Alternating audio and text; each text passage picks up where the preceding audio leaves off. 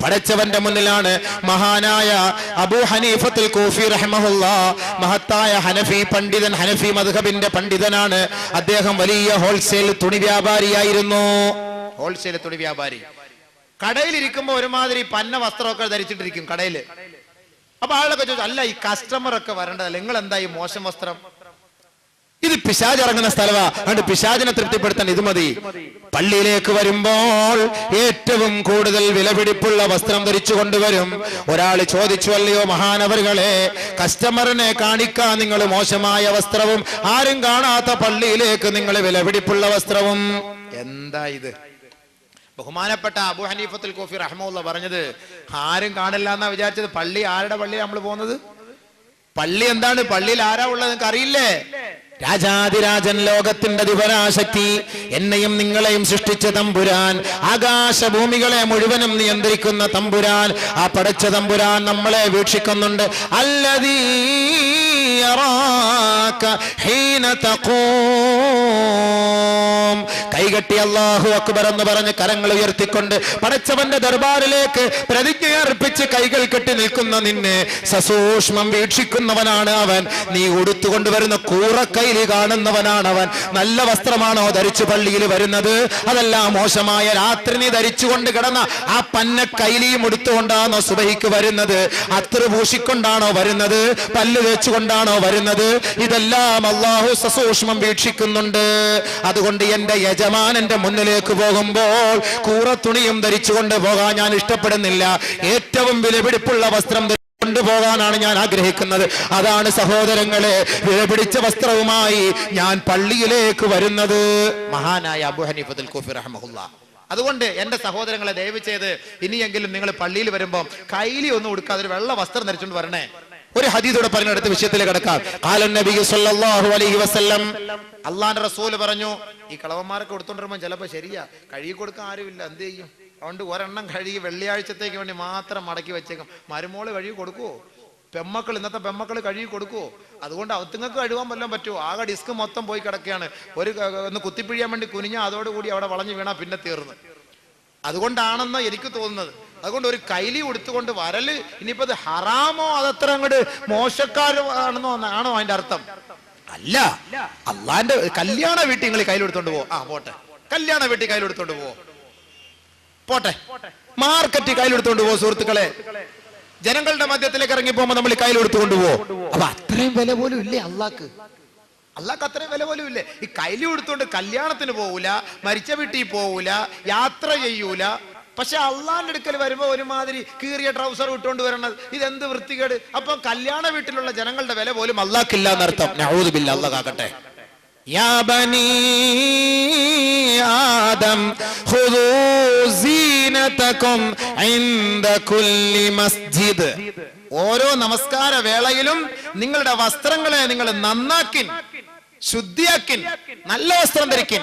അതാണ് ഖാലൻ നബി സല്ലല്ലാഹു അലൈഹി വസല്ലം, അല്ലാഹുവിന്റെ റസൂൽ പറഞ്ഞത്, ഇൽബിസു സിയാബൽ ബീർ ഫഇന്നഹാ അത്ഹറു വഅത്യബു വകഫിനു ഫീഹാ മൗതാകും. നിങ്ങൾ വെള്ള വസ്ത്രം ധരിക്കുവിൻ, വെള്ള വസ്ത്രം ധരിക്കുവിൻ. വെള്ള വസ്ത്രമാണ് ബർക്കത്തുള്ള വസ്ത്രം, അത് ശുദ്ധിയുള്ളതാണ്, വൃത്തിയുള്ളതാണ്. വകഫിനു ഫീഹാ മൗതാകും. നിങ്ങളുടെ ജനാസ, നിങ്ങളുടെ മയ്യത്ത് ആ വെള്ള തുണി നിങ്ങൾ പൊതിയണേ. അത് നമ്മൾ കേൾക്കും, അത് ഉറപ്പാ ആ കാര്യം. ഇനി വാപ്പിച്ച ഏത് ചൈന സിൽക്കിന്റെ വസ്ത്രം ഇട്ടുകൊണ്ട് നടന്നാലും വാപ്പ മരിച്ചു കഴിഞ്ഞാല് കേവലം 21 രൂപ 50 പൈസ വിലയുള്ള കീറിയാൽ പൊടി പറക്കുന്ന ആ വെള്ള തുണിയിലായിരിക്കും വാപ്പാടെ മയ്യത്ത് പൊതിയുക. അവിടെ റസൂലുള്ളാന്റെ വാക്ക് കേൾക്കും. മരിക്കുമ്പോ, ജീവിച്ചിരിക്കുമ്പോ എന്താ കേൾക്കാത്തത്? ജീവിച്ചിരിക്കുമ്പോ റസൂലുള്ളാന്റെ വാക്ക് കേൾക്കണമെന്ന് നമ്മൾ പറയുന്നതാണ് ഇപ്പൊ ഈ കുഴപ്പം. ജീവിച്ചിരിക്കും റസൂലുള്ളാഹിയുടെ വാക്ക് നിങ്ങൾ കേൾക്കണം. എന്നാ മരിച്ചു കഴിഞ്ഞാൽ അവിടെ വേറെ സഹായം നിങ്ങൾക്കുണ്ടാകും എന്ന് പറഞ്ഞാൽ പ്രശ്നമായി. മരിച്ചു കഴിഞ്ഞാൽ പ്രശ്നമില്ല പിന്നെ ഒന്നും. അതുകൊണ്ട് വെള്ള വസ്ത്രം ധരിക്കിൻ, ജീവിച്ചിരിക്കുമ്പോഴും ധരിക്കിൻ, മരിക്കുമ്പോഴും ധരിക്കിൻ. അള്ളാഹു അമൽ ചെയ്യാൻ തൗഫീഖ് നൽകുമാറാകട്ടെ. അപ്പോൾ ഞാൻ പറഞ്ഞു വന്ന വിഷയം, സിവാക്ക്, മിസ്വാക്ക് ചെയ്യുക നബിമാർ പ്രവാചകന്മാരുടെ സുന്നത്തിൽപ്പെട്ട കാര്യമാണ്. അത്തർ നബിമാരുടെ സുന്നത്തിൽപ്പെട്ട കാര്യമാണ്. നാലാമത്തെ കാര്യം നിക്കാഹ്, കല്യാണം കഴിക്കൽ. കല്യാണം കഴിക്കൽ നബിമാരുടെ സുന്നത്തിൽപ്പെട്ട കാര്യമാണ്. അതാണ് അന്നിക്കാഹു മിൻ സുന്നതി, നിക്കാഹ് എന്റെ സുന്നത്താണ്. മൻ അറാദ അൻ യൽഖല്ലാഹ ത്വാഹിറൻ മുതഹ്ഹിറാ ഫൽയതസവ്വജ്, പരിശുദ്ധ മനസ്സോടുകൂടി അള്ളാന്റെ ദർബാറിലേക്ക് പോകണമെന്ന് ആർക്കെങ്കിലും ആഗ്രഹമുണ്ടോ? ഫൽയതസവ്വജ്, അവൻ വിവാഹം കഴിച്ചു കൊള്ളട്ടെ. നല്ല മനസ്സോടെ അള്ളാന്റെ അടുക്കലേക്ക് പോകണമെങ്കിൽ, ശുദ്ധ മനസ്സോടുകൂടി അള്ളാന്റെ അടുക്കലേക്ക് പോകണമെന്ന് ആഗ്രഹമുണ്ടോ? വിവാഹം കഴിച്ചോ, വിവാഹം കഴിച്ചോ. നബി സല്ലല്ലാഹു അലൈഹി വസല്ലം തങ്ങൾ അല്ലാഹു തആല ദുനിയാവിലും ആഖിറത്തിലും നബിതങ്ങൾക്ക് പുറത്തു കൊടുത്തിരിക്കുകയാണ്. നബിതങ്ങൾ എത്രയോ ഉന്നതനായ വ്യക്തിത്വത്തിന്റെ ഉടമയാണ്. നമുക്കും ആ ഒരു പദവിയിലേക്ക് എത്തിപ്പെടണമല്ലോ. അതുകൊണ്ട് 3 കൂട്ടർ തീരുമാനിക്കുകയാണ്. ജാഅ സലാസതു റഹത്തിൻ ഇലാ ബുയൂതി അസ്വാജിൻ നബി സല്ലല്ലാഹു അലൈഹി വസല്ലം. 3 പേർ ഒരു സംഘത്തിലെ നബിതങ്ങളുടെ പത്നിമാരുടെ ഭവനത്തിലേക്ക് പോവുകയാണ്. എന്തിനാണ്? യസ്അലൂന ഇബാദത്തുൻ നബി സല്ലല്ലാഹു അലൈഹി വസല്ലം, നബിതങ്ങളുടെ ഇബാദത്തിനെ കുറിച്ച് ചോദിക്കാൻ വേണ്ടി, നബിതങ്ങളുടെ ആരാധനാ ക്രമങ്ങൾ എങ്ങനെയൊക്കെയായിരുന്നു എന്ന് ചോദിച്ചിട്ട് നമുക്കും കൂടി അമൽ ചെയ്യാമല്ലോ എന്ന ഉദ്ദേശ ലക്ഷ്യത്തോടു കൂടി ഈ 3 പേർ ആയിഷ ബീവി റളിയല്ലാഹു അൻഹ അടക്കമുള്ള സഹാബത്തുകളുടെ ഉമ്മഹാത്തുൽ മുഅ്മിനീങ്ങളുടെ വീടിനെ ലക്ഷ്യമിട്ട് പോയി. നബിതങ്ങളുടെ ഇബാദത്തിനെ കുറിച്ച് അവർ ചോദിച്ചു. ഫലമ്മാ ഉഖ്ബിറൂ കഅന്നഹു തഖാല്ലൂനഹാ, നബിതങ്ങളുടെ ഇബാദത്തിനെ കുറിച്ച് ചോദിച്ചപ്പോൾ പറയപ്പെട്ടു, നബിതങ്ങളുടെ ഇബാദത്ത് ഭയങ്കരമാണ്, നിങ്ങളെ കൊണ്ടൊന്നും ചെയ്യാൻ പറ്റൂല, അത് ഭയങ്കരം തന്നെ. ഉടനെ ഇവർ 3 പേരും കൂടെ തീരുമാനിച്ചു, വഅൈന നഹ്നു മിനൻ നബി സല്ലല്ലാഹു അലൈഹി വസല്ലം, നബിതങ്ങളിൽ നിന്ന് നമ്മൾ എത്രയോ ദൂരമാണ്. അല്ലാഹു അക്ബർ. ഖദ് ഗുഫിറ ലഹു മാ തഖദ്ദമ മിൻ ദൻബിഹി വമാ തഅഖർ, നബിയുടെ മുമ്പും പിമ്പുമുള്ള സകലമാന പാപങ്ങളും അല്ലാഹു പുറത്തു കൊടുത്തിരിക്കുന്നു. നബിതങ്ങളുടെ കൂട്ടത്തിൽ ആ പദവിയിലെത്താൻ നമുക്ക് കഴിയില്ല. അതുകൊണ്ട് നമുക്കൊരു തീരുമാനമെടുക്കാം. വഖാല അഹദുഹും, അവരിൽപ്പെട്ട ഒരാൾ ഒരു തീരുമാനമെടുത്തിട്ട് പറയുകയാണ്, അമ്മാ ഫാന ഉസല്ലി ഫലം അർഖുദു, ഞാൻ ഇനി ഉറങ്ങുന്നേ ഇല്ല, ഞാൻ ഇനി നിസ്കരിക്കാൻ തുടങ്ങാൻ പോവാ, എനിക്ക് ഉറക്കം വേണ്ട. കാരണം എന്താ? നബിതങ്ങളുടെ പദവി വലുത്, ആ ഒരു ദർജയിൽ അവിടെ എത്തിപ്പെടണമെങ്കിൽ എനിക്ക് ഉറങ്ങിക്കൊണ്ടിരുന്നാൽ പറ്റൂല. അതുകൊണ്ട് ഞാൻ ഇനി ഉറക്കമൊക്കെ ഒഴിവാക്കിയിട്ട് നമസ്കരിക്കാൻ തുടങ്ങാൻ പോവുകയാണ്. വഖാല അൽ-ആഖിർ, മറ്റേയാൾ പറഞ്ഞു, അന അസൂമു ദഹർ വലാ ഉഫ്തിറു, ഞാൻ ഇനി കാലം മൊത്തം നോമ്പ് വയ്ക്കാൻ പോവാ, ഞാൻ ഇനി നോമ്പും വിടുന്ന പ്രശ്നമേ ഇല്ല, സ്വർഗത്തിൽ പോണം, ഞാൻ ഇനി നോമ്പ് വിടുന്ന പ്രശ്നമേ ഇല്ല, എപ്പോഴും ഞാൻ നോമ്പ് പൂർണ്ണമായിട്ട് നോമ്പ് പിടിക്കാൻ തീരുമാനിച്ചിരിക്കുന്നു. 3-ാമത്തെ ആള് പറയുകയാണ്, അന അഅ്തസിലുൻ നിസാ ഫലം അതസവ്വജ്, ഞാൻ ഇനി വിവാഹം കഴിക്കുകയില്ല, ഞാൻ സ്ത്രീകളെ ഒഴിവാക്കാൻ തീരുമാനിച്ചിരിക്കുകയാണ്.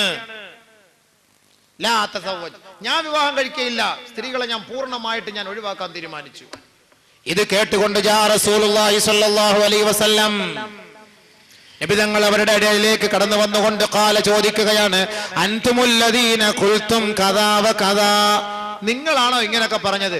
ഞാൻ ഇനി കല്യാണം കഴിക്കൂല, ഞാൻ ഇനി ഉറങ്ങൂല, ഞാൻ ഇനി നോമ്പ് വിടൂല എന്നൊക്കെ നിങ്ങളാണോ പറഞ്ഞത്? ഖാലൂ നഅം, അതേ നബിയേ, ഞങ്ങളാണ് പറഞ്ഞത്. എങ്കിൽ അല്ലാഹുവിന്റെ റസൂല് പറയുകയാണ്, എങ്കിൽ കേട്ടോ, അമാ വല്ലാഹി, അറിഞ്ഞോ അല്ലാഹു ആണ് സത്യം, ഇന്നി ലഅഖ്ശാകും ലില്ലാഹ് വഅത്ഖാകും ലഹു, ഏറ്റവും കൂടുതൽ അല്ലാഹുവിനെ ഭയപ്പെടുന്നത് ഞാനാണ്, നിങ്ങളൊന്നുമല്ല, നിങ്ങളെക്കാൾ ഏറ്റവും കൂടുതൽ 10 മടങ്ങ് ഞാനാണ് അല്ലാഹുവിനെ ഭയപ്പെടുന്നത്. വലാകിന്നി, പക്ഷേ ഞാൻ അസൂമു, നോമ്പ് പിടിക്കുന്നു, വഅഫ്തിറു, ഞാൻ നോമ്പ് വിടുന്നു, വഉസല്ലി, ഞാൻ നമസ്കരിക്കുന്നു, വഅർഖുദു, ഞാൻ ഉറങ്ങുന്നു, വഅതസവ്വജുൻ നിസാ, ഞാൻ വിവാഹം കഴിക്കുന്നു. ഫമൻ റഗിബ സുന്നതി, ആരൊരാൾ എന്റെ ഐച്ഛികത്തിൽ നിന്ന് പിന്മാറുന്നുവോ, വിവാഹം കഴിക്കാതെ ഒഴിവാകുന്നുവോ, ഫലൈസ മിന്നീ, എന്റെ മില്ലത്തിൽപ്പെട്ടവനല്ല, എന്റെ സമുദായത്തിൽപ്പെട്ടവനല്ല. തീർന്ന ഇത്രയും നമസ്കാരവും ഇബാദത്തും നോമ്പും എല്ലാം അമലുകളും ചെയ്യുന്ന നബിതങ്ങൾ പറയുകയാണ്, ഞാൻ ഇതൊക്കെ ചെയ്യുന്ന വ്യക്തിയാണ്, പക്ഷെ ഞാൻ കല്യാണം കഴിക്കുന്നു. അതുകൊണ്ട് നിങ്ങൾ എന്നെ ഈ മാർഗത്തിൽ നിന്ന് എന്റെ മാർഗത്തെ അംഗീകരിക്കാൻ തയ്യാറാണെങ്കിൽ നിങ്ങൾ വിവാഹം കഴിക്കണം, ഇല്ല എങ്കിൽ നിങ്ങൾ വിവാഹം കഴിക്കണ്ട. ഫമൻ റഗിബ അൻ സുന്നതി ഫലൈസ മിന്നി. എന്റെ നിക്കാഹ്, എന്റെ ഈ ഐച്ഛികത്തിൽ നിന്ന് നിങ്ങൾ ഒഴിവായാൽ അവൻ എന്റെ സുന്നത്തിനെ ഹയാത്താക്കാത്തവനാണ്. നഊദു ബില്ലാഹ്, അല്ലാഹു കാക്കട്ടെ. അപ്പൊ അതുകൊണ്ട് കല്യാണം കഴിക്കൽ നിർബന്ധമായ ഒരു കടമയാണെന്ന് മനസ്സിലാക്കിക്കോ. ഇനി വെച്ച് നീട്ടണ്ട. ഇത്ര നാളും അറിയാതൊക്കെ സംഭവിച്ചു പോയി. എത്രയും പെട്ടെന്ന് നാളെ തന്നെ പോയി കാര്യങ്ങൾ നടത്താനുള്ള തീരുമാനത്തിലേക്ക് വേണ്ടി എല്ലാവരും ഒരു പ്രതിജ്ഞയോടെ വേണം പോകാൻ. എന്താ പ്രശ്നം? പുലൂസ് മാഫി. എന്നാ അള്ളാഹു പറയാണ്, നിനക്ക് ഞാൻ പുലൂസ് വരാം, നിങ്ങൾ നീ പെണ്ണ് കെട്ടിക്കോ. وَأَنكِحُوا الْأَيَامَ مِنكُمْ وَالصَّالِحِينَ مِنْ عِبَادِكُمْ وَإِمَائِكُمْ إِنْ يَكُونُوا فُقَرَاءَ يُغْنِهِمُ اللَّهُ مِنْ فَضْلِهِ وَاللَّهُ وَاسِعٌ عَلِيمٌ. അല്ലാഹു തആല പറയുകയാണ് ഇവിടെ, നിങ്ങളിൽപ്പെട്ട അള്ളാഹുവിന്റെ അടിമകളിൽ നിന്ന് സുഹൃതവാന്മാരും സുഹൃതവതികളും സ്വാലിഹീങ്ങളും സ്വാലിഹാത്തുകളുമായ അടിമകളിൽ നിന്നും സ്വതന്ത്രരിൽ നിന്നുമുള്ളവരെ തെരഞ്ഞുപിടിച്ചുകൊണ്ട് നിങ്ങൾ വിവാഹം കഴിക്കാൻ ആഹ്വാനം ചെയ്യണം, പ്രചോദനം ചെയ്യണം, കല്യാണം കഴിപ്പിക്കണം.